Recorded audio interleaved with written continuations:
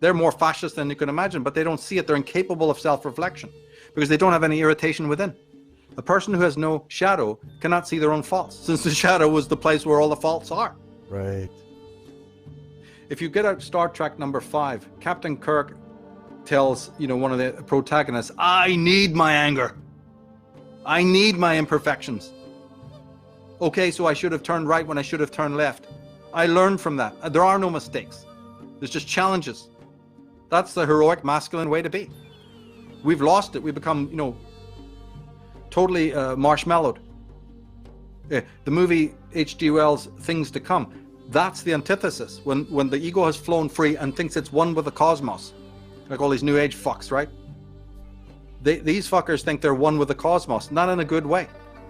This is not what Emerson and Schelling were talking about coming back to nature. They're still thinking that they are masters of reality, right? So if you watch the Things to Come, there's no end to their egoism. But I think we implied it on later, the return to sludge, right? The ability to, like Freud was worried, we may give up we say, okay, we've done civilization, we've done that psyche thing. It's over, it didn't work. And we start spiraling backwards, right? In other words, the first sign of that will be that creativity suffers declination, right? So people's creativity will, if it starts to wane into what we're seeing today, this monstrosities that are everywhere, that's a bad sign. People like Otto Rank, James Hillman, they all saw this, and the reason is this: when you had your neurotic tendencies, use that, term with a small n, meaning of the shadow, when you had neurotic tendencies of guilt and shame and self-doubt and all of these irritations, you also had a will to meaning to overcome them. So your neurosis pushed you to be a creative, heroic person from one perspective, right? Take away the shadow, there's no need to overcome oneself. Remember we just said that there's no mystery of the self? What a horror. Do you realize what goes down the drain when man is not a mystery to himself? What kind of inquiry? The real spirituality, that state-approved spirituality ain't going to bother with what we're talking about now. Everything good about the human race has come about from self-doubt. From the deep mystery of what are my emotions? Why at 12 o'clock am I one person and at 6 o'clock I'm a different person? Why was I drowned in doubt and sorrow and worry, and by the dawn I've changed and I have hope again in my heart? Where do my thoughts come from? Who am I? All the gateway questions, right? That's what goes down the drain. That's what's going down the drain right now without a shadow. You have no neurotic problems, right? Well, then you'll have no creativity, because creativity is an adjunct to the will to meaning by which I heroically seek for the solutions to my problem. Hegelian dialectics, the whole movement of the Geist is based in imperfection. That which is the thesis, that is the thing, that's you, that's me, that's reality, finds inside itself an imperfection. It bore it from within itself, meaning that imperfection did not arise from an external source. It arose spiritually from within. The disequilibrium, right, is the sign of the creative flux, the movement, the friction, the dialectic.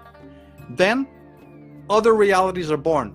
The antithesis is born, but the antithesis is born from the seeking of the answer to the imperfection, right? It's born from the imperfection, but it's also the salve.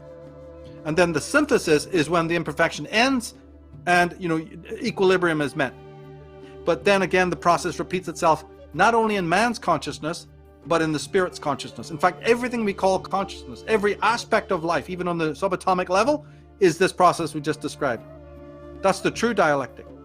We know it as creativity. We know it as self-mastery. We know it as will to meaning. Its negations are will to power. Its negation is the will to the crowd and all the neurosis that comes from that.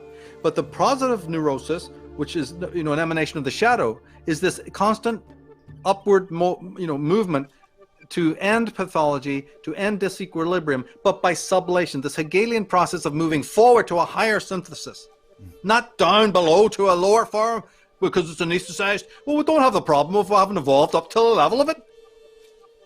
So we don't have a new sphere because we've gone back down to the physiosphere? Fuck, brilliant. Well, that's where we're heading. Sure, if I cut out my brain, I don't think. I have no problems. I'm perfect. We're just lobotomize ourselves. Without no challenge, we're aimless, right? We need the challenge. Right. We need to embrace that.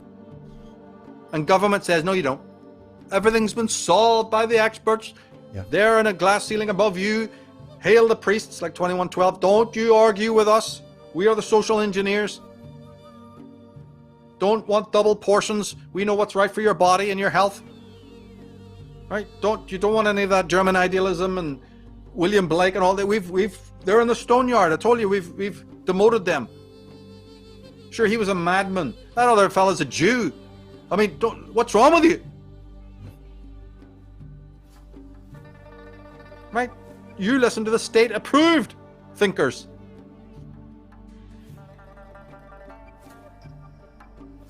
So, all internal, introspective impulses, if you want to call them, right? Oh, gone. There's no imagination. There's purely a superego, 100% locked into the will of the bosses.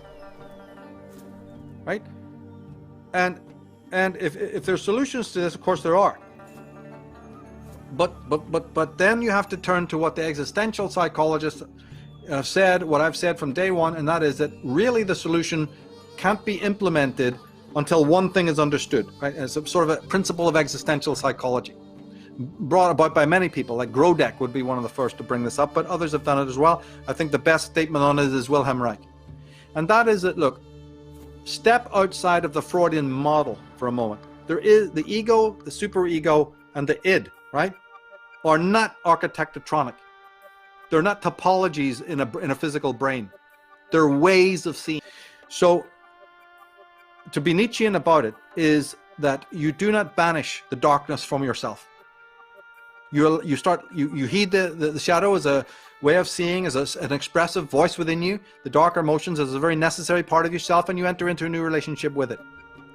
Right? If you do not do that, then you risk that it returns to you anyway in the form of a daemonic form.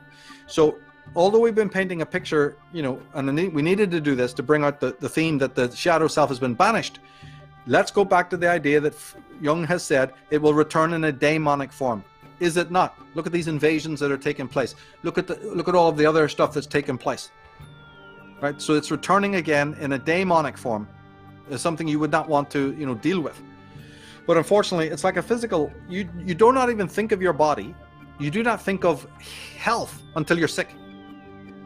Right. Right? If the body's moving around functionally, you're not concerned about one fucking iota of the parasympathetic system or the endocrine system or any illness at all. Only when you get cancer does it become a problem. Well, it's the same thing with the fucking psyche. When the psyche is functioning properly, you're not interested in what it's all about. You're not interested in psychology. You don't call for help. So then disease, the shadow goes, I think we'll bring, where's those 4 horsemen? In the form of disease.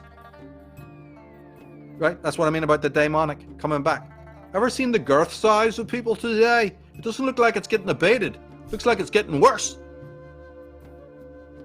I mean, what the fuck is going on? Well, what the fuck is going on is disease. Right? This overeating, this sugar addiction and all the rest of it is because you motherfuckers, you don't learn without disease, do you? Well, it's on its way. Now you will cry for help. It's the only cry you'll ever give. We gave you all the opportunities in Western civilization, but you didn't want it. But only in that disease state of atrophication, in apocalyptic moments, again, does the clarity, come in. So anything I'm going to say now cannot be understood without this first downloading, right? This principle.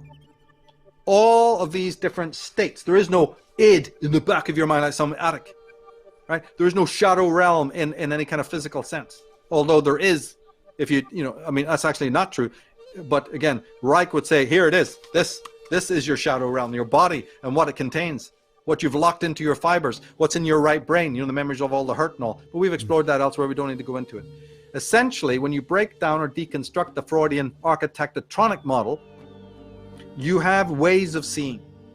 So the shadow archetype then, like all the archetypes, the anima is a way of seeing. The animus is a way of seeing. The shadow is a way of seeing. The ego is a way of seeing. The id is a way of seeing. They're all internal conversations. Like the Egyptians said, you've got 12 different selves. And the archetypes would be, the modern rendering of this. So a certain way of seeing can be done away with. That's why hell exists. That's why pain exists. That's why misery exists.